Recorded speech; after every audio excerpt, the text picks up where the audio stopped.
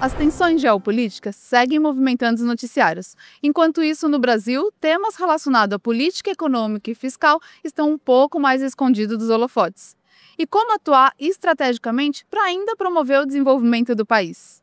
Esse é mais um dos assuntos da série Ouço Agro 2025 Geopolítica e Agricultura Tropical. Eu sou a Natália Fernandes, coordenadora do Núcleo de Inteligência de Mercado da CNA, e agora eu vou bater um papo com Helena Landau, ela que é sócia do Sérgio Bermudes Advogados.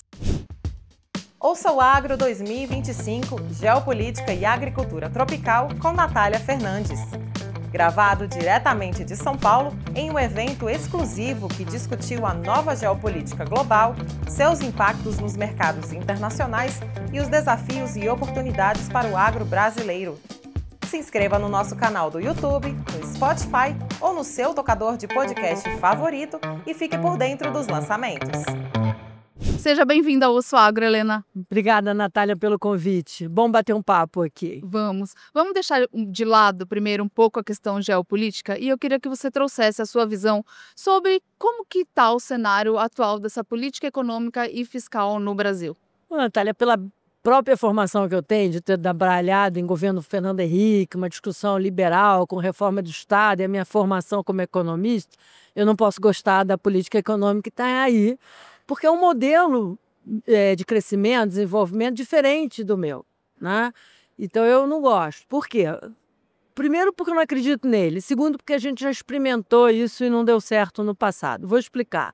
É um modelo baseado em estímulo fiscal, exagerado. Não é que a gente está numa recessão profunda, como estivemos na pandemia, etc., que você precisa de um estímulo... Gastar mais. Né, gastar mais, liquidez, sustentar uma atividade, etc. Tem essa filosofia do gasto público como forma permanente, como se fosse a âncora do crescimento econômico, né? Isso a gente já experimentou, já deu errado no governo Dilma, já teve a herança do governo Lula do passado. Se fosse uma coisa nova, de um teste de um modelo econômico diferente, tudo bem, mas repetir os erros a gente sabe onde vai parar. Eu acho um equívoco você gastar muito e torcer para que a receita venha depois. Pode dar certo no primeiro ano, porque você cresce de fato com algum estímulo, a receita melhora, mas do ponto de vista estrutural isso não funciona. E dá essa sensação que você está bem, porque o crescimento está indo bem, o desemprego é baixo, mas a inflação vai aumentando aos pouquinhos, né? Então nós já estamos com a inflação acima de 5, muito acima da meta, e ao mesmo tempo se dificulta muito o trabalho do Banco Central.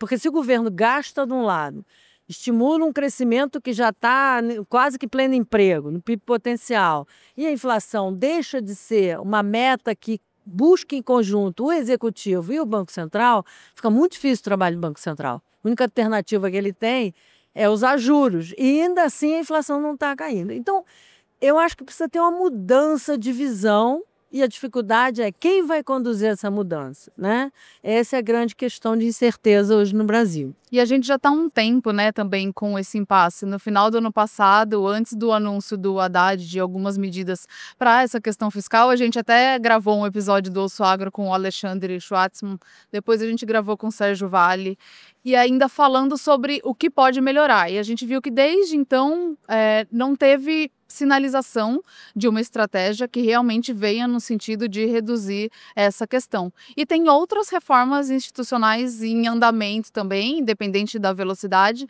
Então, eu queria entender a sua visão em relação à capacidade do Brasil em conduzir com responsabilidade, celeridade e tempestividade que precisa as reformas. Natália, essa discussão, você está falando há pouco tempo, essa discussão vem desde que eu era estudante de economia. Os anos 80 sempre diziam: o Brasil vai explodir, não há possibilidade de pagar juros. Então, a gente já teve calote da dívida, a gente já teve uma série de coisas para lidar com a questão da dívida. Você tem alguns momentos na economia brasileira que se enfrenta esse assunto. Já teve a organização das contas públicas na época do Maílson, Pedro Parente, já teve o governo Fernando Henrique que tentou organizar. A gente deu o primeiro início de transparência de contas públicas, Secretaria do Tesouro, Copom no Banco Central, reforma do Estado. Depois tivemos o Temer, que veio com a PEC do teto e toda uma reforma. E a gente tinha uma expectativa que o Paulo Guedes pudesse dar continuidade disso. A demonstração de que é difícil consertar é bem política. Essa falta de, vamos dizer, prioridade na questão fiscal de forma estrutural é antiga no Brasil. É antiga no Brasil. E as pessoas olham o lado fiscal como se fosse uma maldade, entendeu? Como se o ajuste fiscal fosse uma coisa quantitativa, etérea. Não há uma visão que o ajuste fiscal ajuda a melhorar a qualidade do gasto público. Acho que é um defeito de comunicação, inclusive. Dizer, ó, a gente vai gastar menos em juros porque a gente vai gastar melhor em outro lugar. Eu preciso fazer uma reforma da Previdência porque eu estou privilegiando um grupo de pessoas e não estou conseguindo gastar no lado social. Eu tenho que desvincular o salário mínimo real porque ele está privilegiando de novo aposentados com carteira assinada de um setor formal quando eu não estou com isso pressionando o gasto obrigatório. Então, acho que é um problema de filosofia de um país acostumado a depender do Estado, filosoficamente, culturalmente, historicamente, com uma dificuldade de comunicação para a sociedade entender a importância do ajuste fiscal. Isso é a primeira questão. Depois você tem um governo que acha o contrário, que você tem que gastar para gerar receita e aí diminuir os juros, porque a dívida diminui porque você gera receita. Então, você junta isso. E uma dificuldade hoje, para as reformas, você pergunta, institucional. Porque você precisa de reformas profundas, que não é para amanhã, é para sinalização. A reforma da Previdência, a reforma administrativa. Administrativa, por exemplo, não é para ganhar dinheiro com a reforma administrativa, mas melhorar a qualidade do gasto, melhorar a função do Estado. Você precisa acabar com o desequilíbrio de remuneração dentro do serviço público, propriamente dito. Tem setores que ganham melhor do que o outro. Então, você tem uma série de reformas, gastos tributários que você tem que fazer. Então, assim, isso precisa de uma força do executivo, que além da força precisa acreditar nisso. Né? E a elite, como eu falei aqui com vocês e tal, a elite brasileira tem que participar. Porque não adianta você reclamar que o governo gasta muito, quando chega a reforma tributária no seu pedaço, você não quer. Quando você quer tirar gasto tributário de determinada atividade, não pode. No Brasil, o subsídio é muito complicado, porque uma vez que ele entre, por exemplo, de forma meritória, como foi na pandemia, ele não sai mais. A Zona Franca de Manaus foi renovada, apesar de na Constituição ter seu fim. Então, é preciso muito esforço conjunto para que a gente faça essas reformas. Porque são muitos interesses, né? Então, realmente precisa de uma estratégia aí desse esforço, precisa de algumas partes quererem, né? Não basta uma. Infelizmente, a gente só consegue esse apoio quando a crise é muito grave. Enquanto a gente vai indo...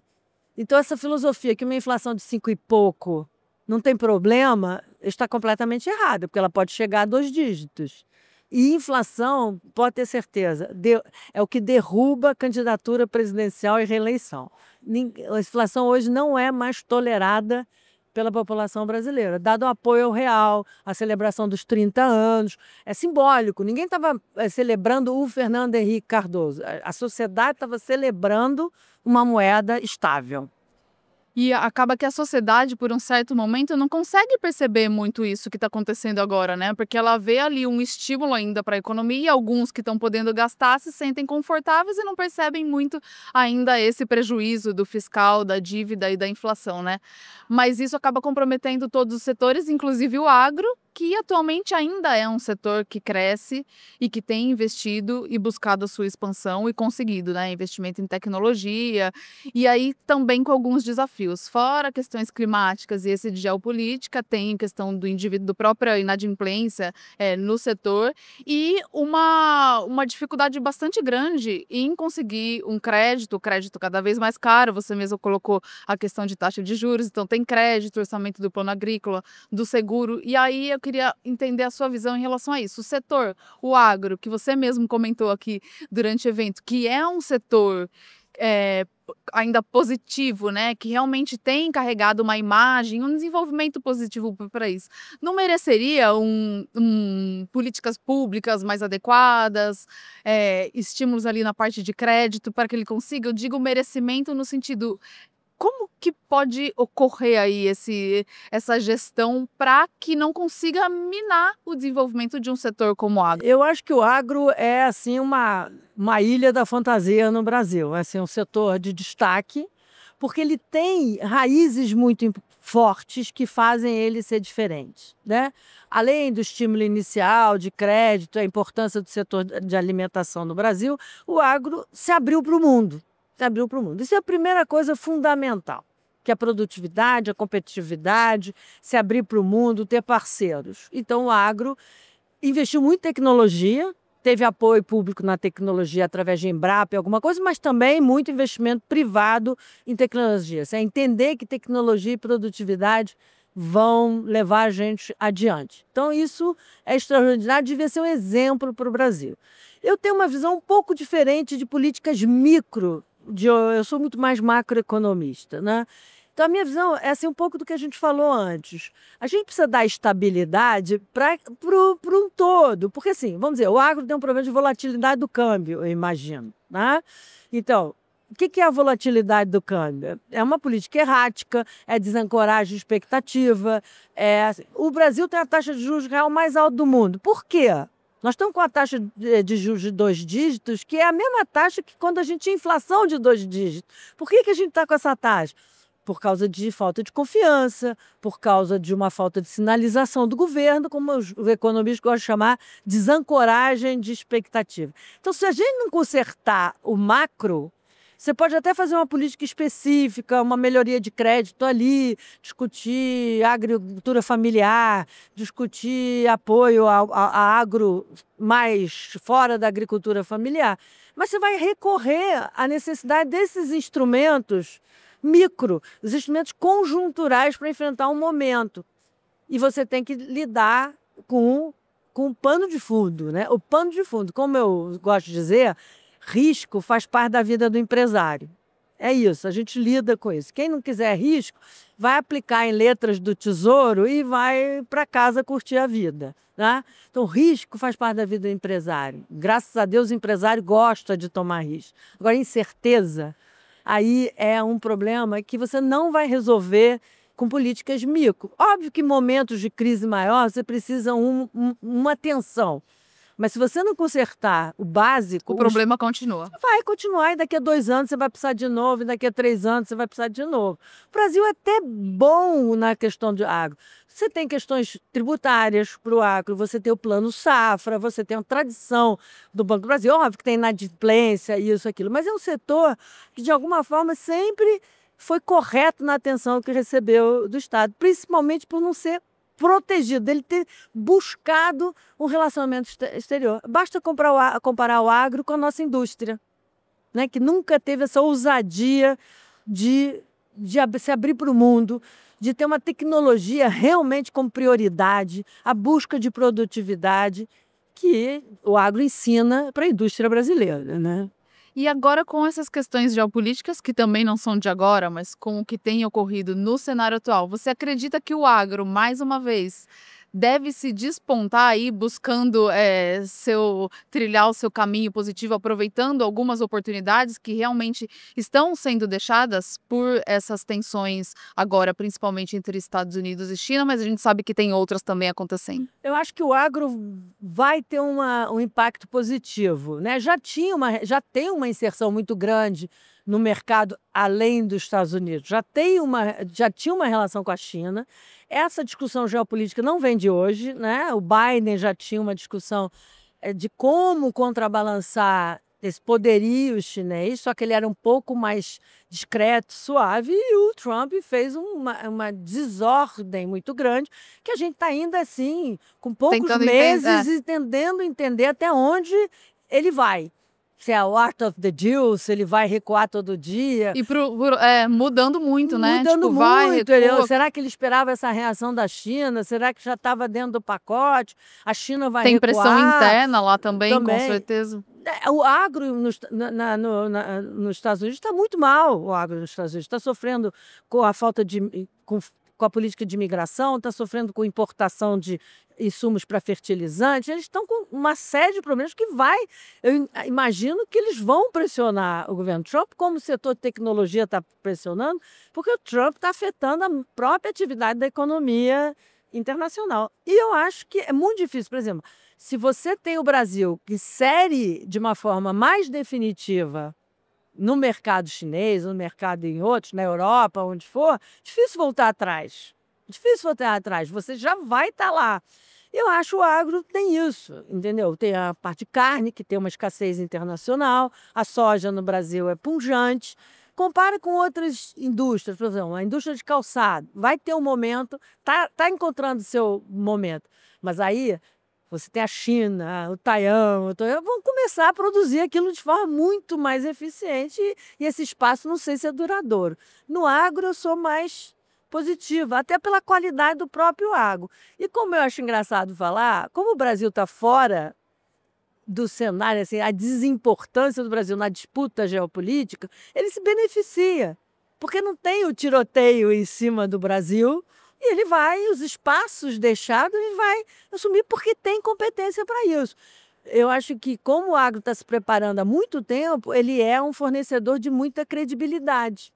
Ele é consistente em safras, em entregar e tal. Então, acho que é mais positivo o impacto do agro do que em qualquer outro setor da economia. A depender da demanda, é difícil o setor entregar, né? Mas, querendo ou não, o agro brasileiro ele tem uma capacidade de realmente entregar volumes maiores, fazer uma adaptação ali na sua safra para conseguir atender esses Não, mercados. você tem razão, que vai depender da demanda, porque todo mundo falando da possibilidade de uma recessão mundial. Que é a insegurança que você falou, tem o risco e a insegurança. Muitas vezes os produtores ali, o setor também ficam olhando o que realmente, qual terreno ele pode investir, porque ele vai ter acesso a um mercado e esse mercado vai ser consistente. E o mercado também vai demandar esse sentido. O importante é que o agro está pronto para a oferta, está pronto para suprir uma demanda. E eu não acho que na parte agrícola, da agricultura, o impacto da recessão será tão grande por enquanto, porque você tem diferente de alguns produtos, a elasticidade, renda, preço, é bem diferente, né? Alimento é alimento. Alimento é alimento. Commodities que a gente exporta também são fundamentais. Podem sofrer um pouco por causa da recessão, porque insumos de produção de outras coisas. Mas alimento é alimento. Até Deus me livre que a gente chegue numa recessão de tal ordem que afete a demanda por alimentos no mundo, né?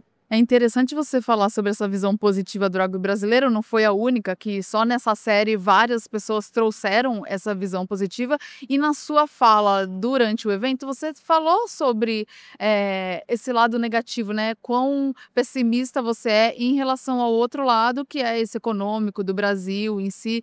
Então, a gente já está chegando quase ao final do nosso episódio, eu queria que você colocasse um pouco o que você acredita que realmente tem espaço para melhorar aí no médio e longo prazo e que vai contribuir para a gente mudar um pouco esse cenário, né? Que você mesma colocou, que já vem de um tempo, precisa dessas lideranças e dessa coragem, dessa articulação, essa vontade de fazer e que até então a gente não viu. Tem saídas, que seja pela iniciativa privada, enfim, que seja pelos setores produtivos. Se for só o agro a solução também, tudo bem, que a gente vai atrás. O agro acho que é um exemplo, tá? Que poderia ser seguido, mas não depende só disso, depende do governo.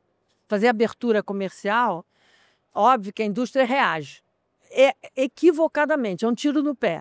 Porque ela também não tem insumos de qualidade, ela também não tem troca de tecnologia, ela não consegue melhorar a capacidade da mão de obra, a produtividade não cresce e você continua com limite de exportação muito baixo. Né? Basta ver automóveis no Brasil. Quanto já se gastou com a indústria automobilística no Brasil e não gera nada de importante na inserção do Brasil no mundo. E que hoje... vale falar dessa articulação também do privado com o público para quando toma uma decisão dos relevantes, e se o governo for avançar na abertura comercial ou na redução de subsídios, vai ter uma grita da própria indústria. E a gente vai perdendo espaço. Hoje a indústria automobilística não vai competir com a China, é impossível. A Europa não compete com a China mais. Então, assim, nós perdemos o trem da história. Né? Então, como é que a gente resolve esse tipo? Então, a elite também tem que contribuir. O setor privado tem um papel fundamental em participar da reforma tributária, da melhoria dos gastos, etc. Óbvio que o lobby faz parte da vida, da dinâmica institucional. Não sou contra lobby, desde que ele seja oficial, organizado, transparente. Isso não faz parte da vida, né? Dos interesses. Estamos aqui na Confederação Nacional da Agricultura. tem que defender os interesses do seu setor. O lobby faz parte do Faz trabalho de parte, defesa de que tem uma interesse. conotação negativa Às vezes no Brasil que não Uhum. deveria. Mas a CNA também está aqui preocupada com o futuro, o que a gente pode trazer, etc. Então, você tem que ter umas coisas e daqui sair, por exemplo, alguma efetividade do que se diz. Isso é uma questão. A outra é o governo, a crise institucional. Nós temos o governo foi perdendo espaço para o legislativo, um pouco por desprezo pelo papel do legislativo, a Dilma um pouco, muito o governo Bolsonaro, né, que virou as costas para o legislativo. Temer conseguiu tudo que conseguiu de reformas fundamentais que o Temer fez, porque ele entende a importância do parlamento, ele trabalhou com o parlamento e que se perdeu.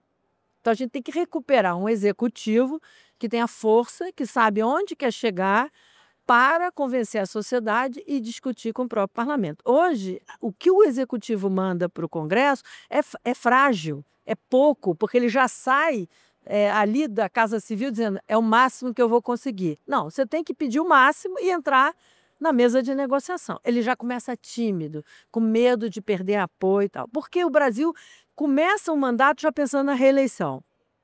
Né? A reeleição acho que é uma Toda coisa... estratégia acaba sendo... Nós estamos desde 24 discutindo a popularidade do Lula para saber quem vai ser, se ele vai ser reeleição. A gente está discutindo quem vem...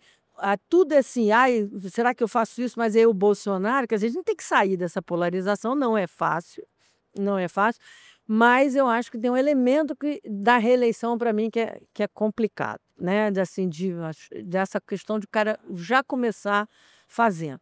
Então, assim, é muito complexa a situação. Saber o que fazer, a gente sabe.